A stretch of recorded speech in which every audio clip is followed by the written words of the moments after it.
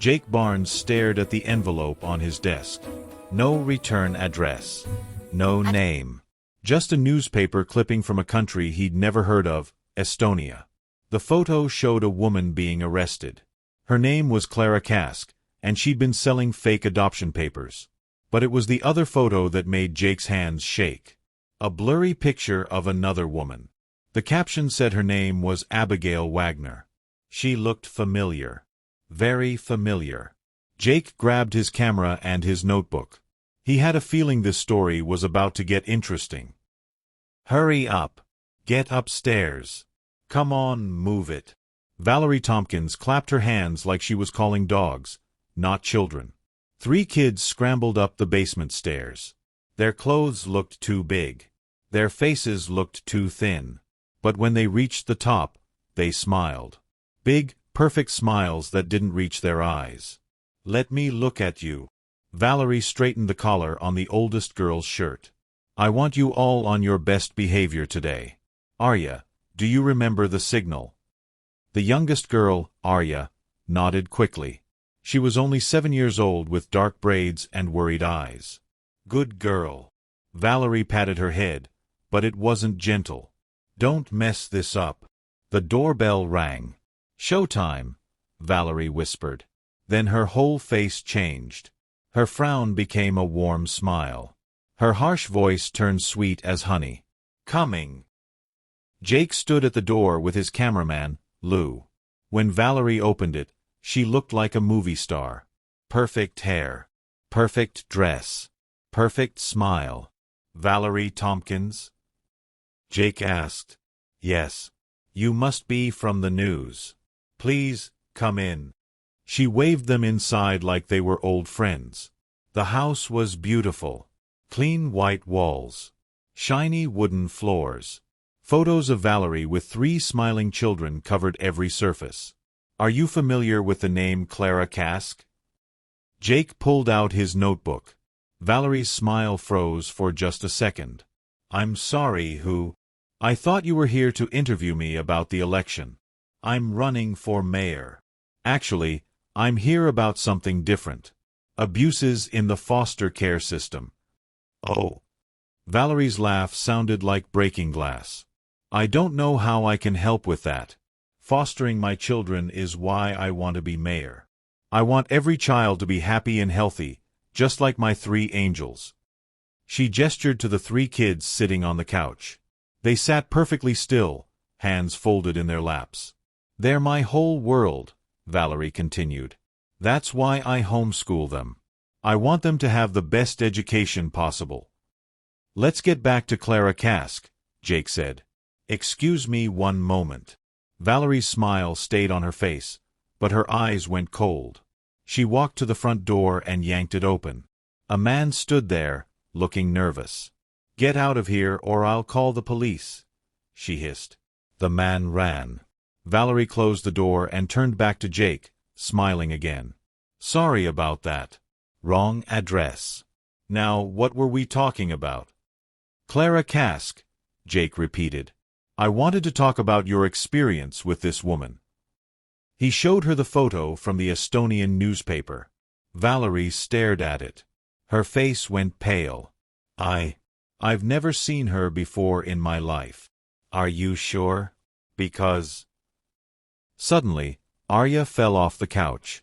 She hit the floor hard and started shaking. Oh my goodness. Sweetheart. Valerie rushed over and scooped up the little girl. I'm so sorry, but I have to end this interview. My daughter needs me. I don't mind waiting, Jake said. This story is important. My children are more important, Valerie snapped. Then she caught herself and smiled. I'm sure you understand. A mother's work is never done. She carried Arya toward the stairs. Come on, let's get you to bed. But Jake noticed something strange. As soon as they reached the hallway, Valerie stopped being gentle. She grabbed Arya's arm roughly. Move it, she whispered. You almost ruined everything. Get down there.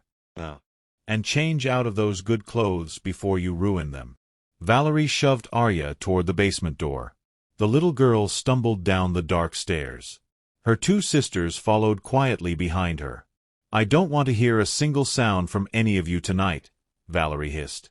I'm having my campaign team over. If I hear even one peep, you'll be sorry. Got it. She slammed the door. In the basement, it was cold and dark. There were 3 mattresses on the floor. No toys. No books. Just gray walls and a tiny window near the ceiling. I'm sorry, Arya whispered. She was crying now. Sure. The oldest girl, Kathy, put her arm around Arya. It's okay. It's not okay. The middle sister, Cassidy, clenched her fists. She's so mean to us. Why does she pretend to be nice upstairs but treats us like this down here? Keep your voice down, Kathy warned. She was 15, almost 16. Old enough to understand things the younger girls didn't. The only way to survive Valerie is to lay low. Lay low, Cassidy repeated. Just do what she says. Whenever she says it. No matter what. And never, ever let her see you cry. She hates that. Can't we tell someone? Arya wiped her tears. Maybe that reporter man could help us. No. Kathy's voice was firm. That would make things worse. Trust me. How do you know? Cassidy asked. Because Valerie is about to become mayor. And we're just a bunch of kids nobody wants. That's the way it is. Kathy looked sad. The only way out is through. You just have to be tough. Okay. Easy for you to say, Cassidy muttered. You're leaving in 2 days. Arya's eyes went wide. You're leaving? Where are you going? Kathy looked away. I have to go back to Toronto. I have grandparents there. Valerie said when I turn 18, I can go be with them. But I don't want you to leave. Arya started crying again. Stop that racket. Valerie's voice came through the door. Or I'll give you something to really cry about. The 3 girls went silent. Upstairs, Valerie sat with her campaign team.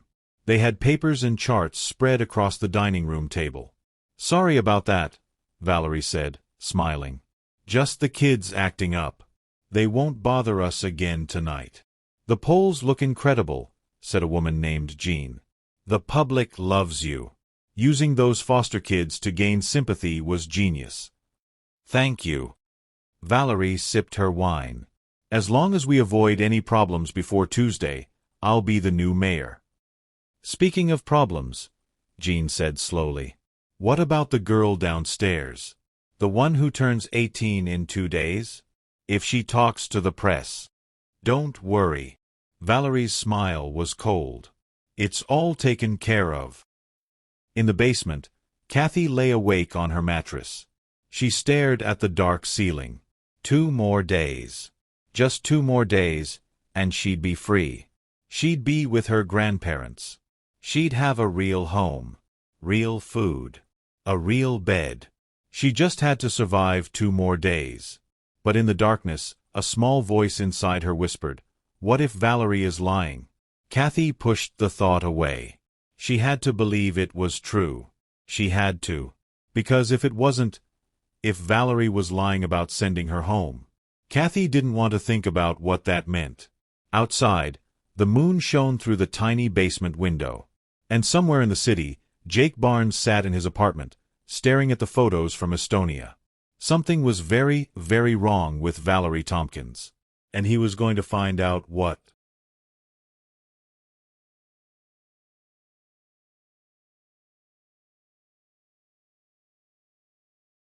The next morning, Valerie woke the girls before sunrise. Get up. Hurry. She clapped her hands. We have another interview today. The girls stumbled up the stairs, rubbing their sleepy eyes. Do you remember your answers? Valerie asked. They nodded. Cassidy, tell me, why should I be mayor? Cassidy yawned. Because, you'd be super fun? Valerie's face turned red. Super fun? That's not what we practiced. Well, nobody is eating breakfast this morning. Let's go. The girls' stomachs growled, but they stayed quiet. At the news station, Jake arrived early. His boss, Gene Thomas, stormed over. Jake, I heard you went to Valerie Tompkins' house yesterday. Yeah, I was following a lead. I told you to drop that story months ago. But I got new information. Your leads have been dead ends. Why is this different? Jake pulled out the envelope. Look, this woman, Clara Kask, was arrested in Estonia for selling fake adoption papers. And this woman, Abigail Wagner, I think she's connected to Valerie. Jean barely glanced at it. This proves nothing. Valerie is giving us her final interview today. I can't let you ruin us. But I know you had a bad foster experience, Jean said quietly. But you need to let this go. I can't. Not this time. That afternoon, Valerie arrived with her 3 daughters. Cameras flashed. Jake tried again. Mrs. Tompkins, can I ask you a few questions? A guard stepped in front of him. Back off. Jake. Jean rushed over. What did I tell you? I'm just doing my job. Not anymore. You're fired. Pack your desk. Jake's mouth fell open. For asking questions? For not listening. Get out. Something was very wrong here. Jake knew it. The interview began. Valerie sat with her daughters. The polls show you're winning. What will you do first as mayor? My first priority is always children and families. Valerie smiled. When I look at my little angels, my heart fills with joy. What do they think about you running? Well, Suddenly, Arya turned pale. Her eyes rolled back. Mommy, she whispered. Then she collapsed. The cameras kept rolling. Valerie carried Arya out toward her car. The whole thing was on live television. Within an hour, the video was everywhere. How can she be mayor if she can't care for her own kid? Those poor children look so unhappy. In her car, Valerie was furious. This is all your fault, she hissed at Arya. I'm sorry. My stomach hurts. I don't want excuses. At home, she dragged all 3 girls to the basement. You, she pointed at Kathy, I told you to keep them in line. Yes, but don't talk back. Maybe you're not ready to go to Toronto after all. Kathy went pale. No, please. I turn 18 in 2 days. Then make sure there are no more problems. She slammed the door. In the darkness, Cassidy hugged Arya. It's okay. No, it's not, Kathy whispered, shaking. Kathy, are you okay? She's been threatening me for 3 years. Every day. Maybe you're not ready. Maybe I'll tell your grandparents you're bad. Maybe you'll never see them. Why doesn't she want you to leave? Arya asked. I don't know. My grandparents have been trying to get custody this whole time. But Valerie keeps finding reasons to make me stay. Jake sat in his car outside the police station. His friend Bill got in. Thanks for meeting me. I heard you got fired. I did. For asking about Valerie Tompkins. Bill sighed. The captain told everyone to leave her alone. Anyone who investigates loses their job. Why? I don't know. But it must be big. Jake showed Bill his research. The photos. Everything. This is serious, Bill said. But if the captain is involved, this is dangerous. I can't stop. Those kids need help. Bill nodded. Okay, I'll help. But we must be careful. That evening, Jake's phone rang. Is this Jake Barnes? A voice with a thick accent. Yes. Who is this? Anatoly Petrov. I saw you on the news asking about Valerie Tompkins. I can help. Meet me at the coffee shop on 5th Street. 1 hour. Anatoly looked nervous when Jake arrived. "Thank you for meeting me," Jake said. "I almost didn't come. But those children. I can't let her do to them what she did to me." "What do you mean?" Anatoly pulled out documents and photos. "When I met Valerie Tompkins, her name was Abigail Wagner." Jake's blood ran cold. "She adopted me when I was 15. She was involved in organized crime in Russia. Police were getting close. So she ran for mayor. If she won, she could order them to stop. Why foster kids? Nobody liked her.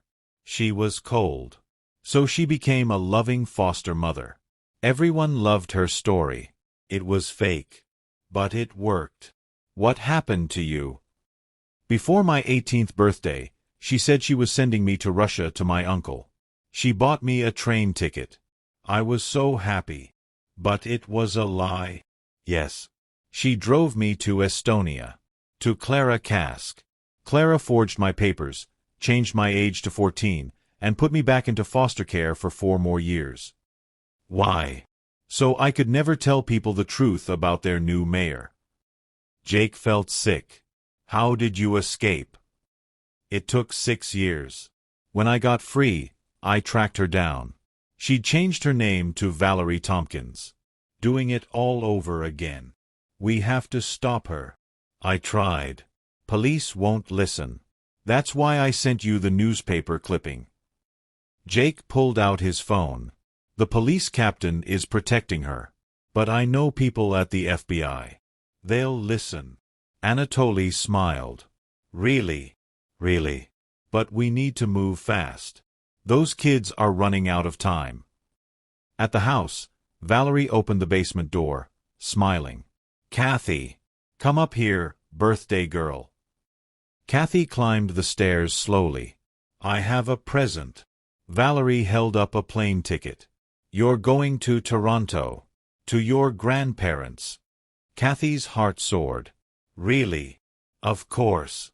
Your flight leaves this afternoon. Go pack." Kathy ran back down. "She's really letting me go." But as Valerie watched Kathy pack, her smile faded. She picked up her phone. "It's time. Get the car ready. Call Clara. We have another delivery." Everything was going according to plan. Kathy held her small bag tightly as Valerie drove through the city. She was finally going home. Finally going to see her grandparents after all these years. But something felt wrong. "I thought we were going to the airport," Kathy said. "We are," Valerie replied, not looking at her. "But you said train station a minute ago." "Did I? I meant airport. Don't worry so much." Kathy's stomach twisted. She looked out the window. They were heading toward the edge of town, away from the airport. Back at the house, Cassidy and Arya sat in the basement. They should have been happy for Kathy. But they weren't.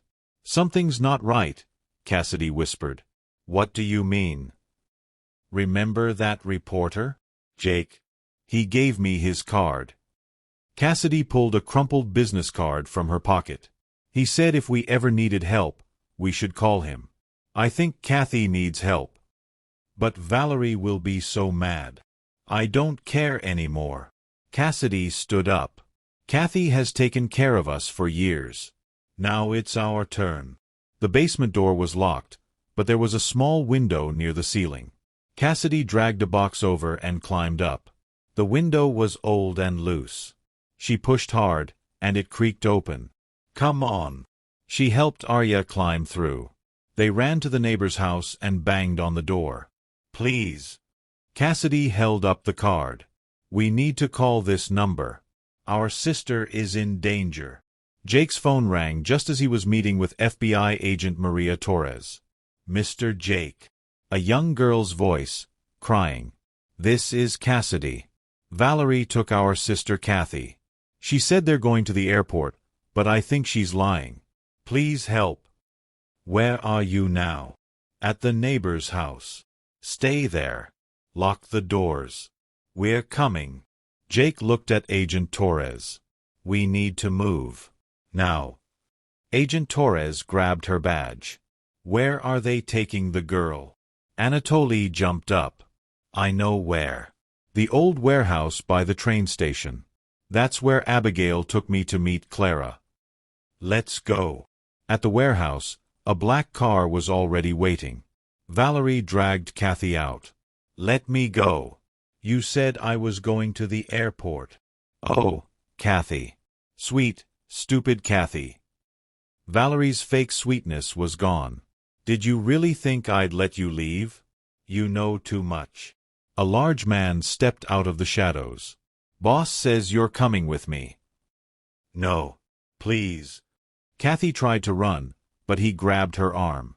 Give me back my passport. Kathy screamed. You won't need it where you're going, Valerie said coldly. That's when Kathy understood. This was the same thing that happened to Anatoly. She wasn't going home. She was being sent away to disappear. Help! Somebody help me! The FBI cars screeched to a stop outside the warehouse. Agent Torres jumped out, her badge held high. FBI. Nobody move. The large man dropped Kathy's arm and ran. Other agents chased after him. Valerie tried to get back in her car, but Jake blocked her way. It's over, Abigail, he said. Valerie's face twisted with rage. You have no idea who you're messing with. The police captain is being arrested right now, Agent Torres said, walking over with handcuffs. Valerie Tompkins, or should I say Abigail Wagner, you're under arrest for human trafficking, fraud, and child endangerment. You can't do this to me. I'm going to be mayor. Not anymore. You're going to prison. As they led Valerie away, Kathy ran to Jake and hugged him. Thank you. Thank you so much. Don't thank me, Jake said, smiling. Thank your sisters. They saved you. That night, the news was everywhere. Breaking news. Mayoral candidate Valerie Tompkins has been arrested. The woman, whose real name is Abigail Wagner, was wanted for human trafficking. Police have also arrested news director Jean Thomas and police captain Robert Jones for helping cover up her crimes. The next morning, Jake picked up Cassidy and Arya. He drove them to a small apartment where Kathy was waiting. Kathy! The girls ran to their big sister and hugged her tight.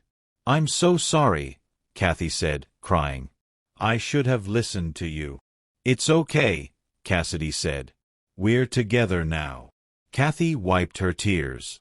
I've been thinking. I'm 18 now. Would you two want to come live with me? My grandparents said they'd help. We'd all go to Toronto together. Really? Arya's face lit up. We can stay together? Forever, Kathy promised. Yes, both girls shouted. 3 months later, Jake visited them in Toronto.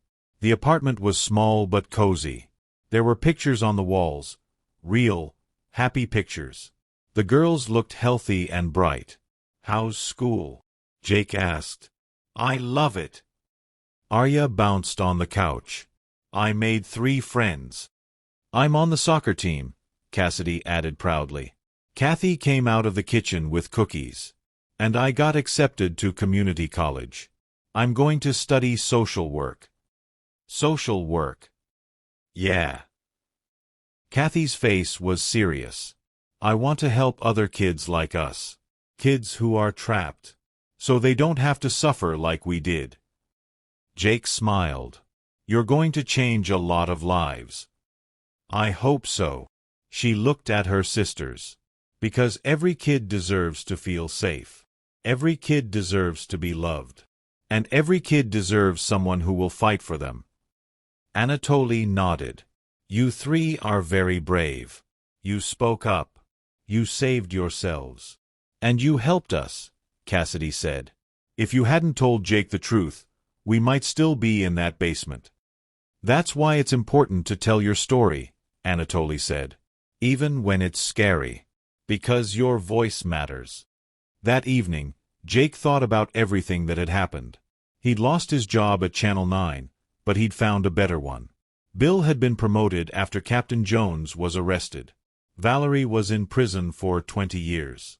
And 3 girls who had been trapped in darkness were finally free. Sometimes, one person standing up for what's right can change everything. Listen. You are not alone. Your voice matters. If this story touched your heart, subscribe and share it with someone who needs to hear it.